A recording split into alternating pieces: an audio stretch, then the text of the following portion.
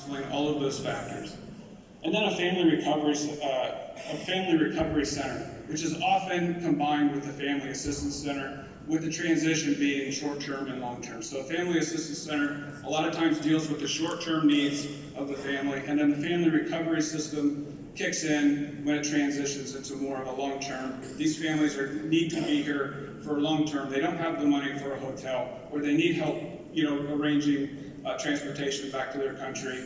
They need extended living accommodations, etc. And then a mass fatality plan.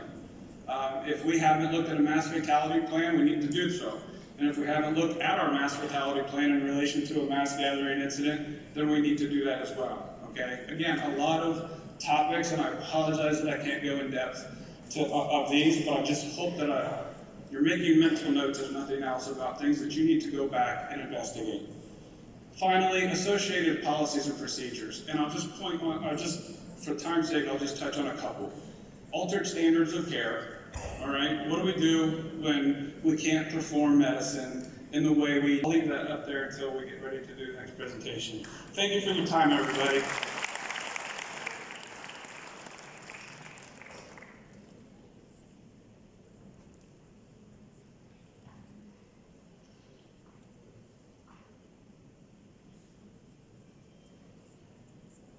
The last speaker of this session is Mrs.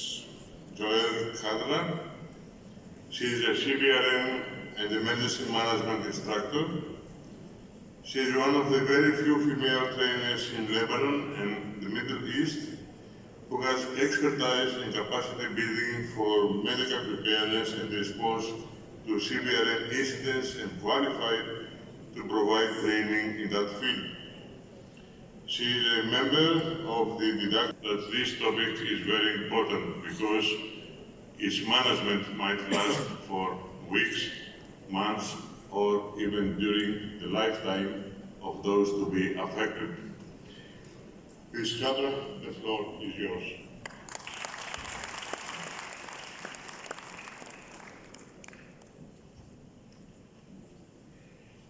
Good afternoon.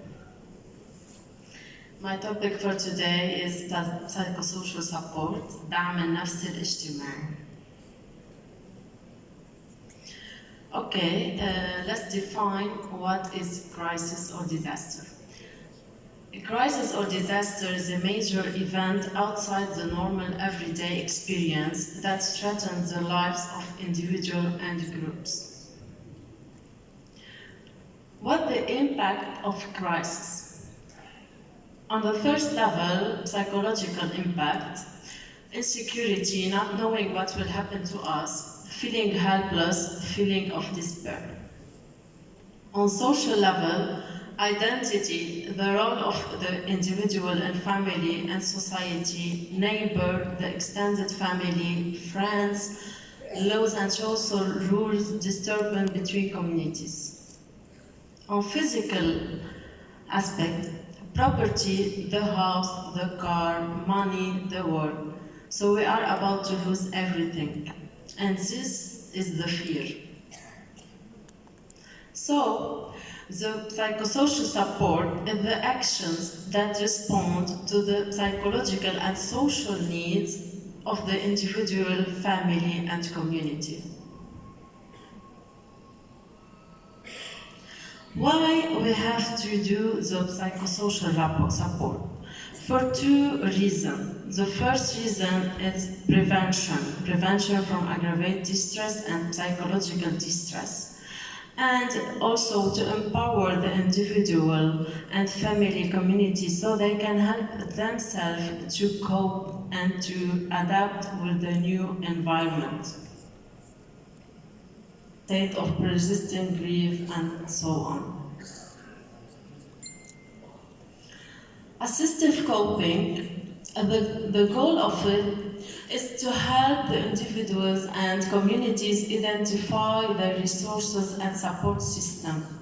The goal is to promote the self-help of each individual. Now I will go into the psychosocial support and mental consequences of radiological and nuclear emergencies.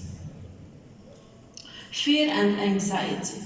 Risk for children and future generation. And here I want to mention of the Chernobyl attack, when around 2,000 of women were about to abort because of the fear of the deformation of the future generation.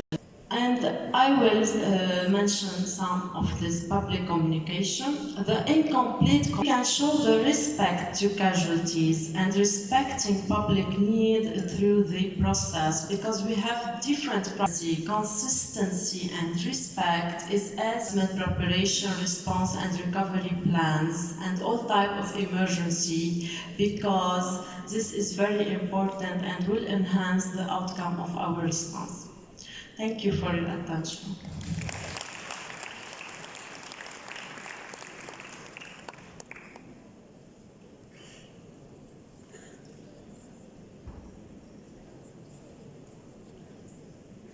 Thank you, Ms. Kadra, being on time. We have 10 minutes for 10 questions.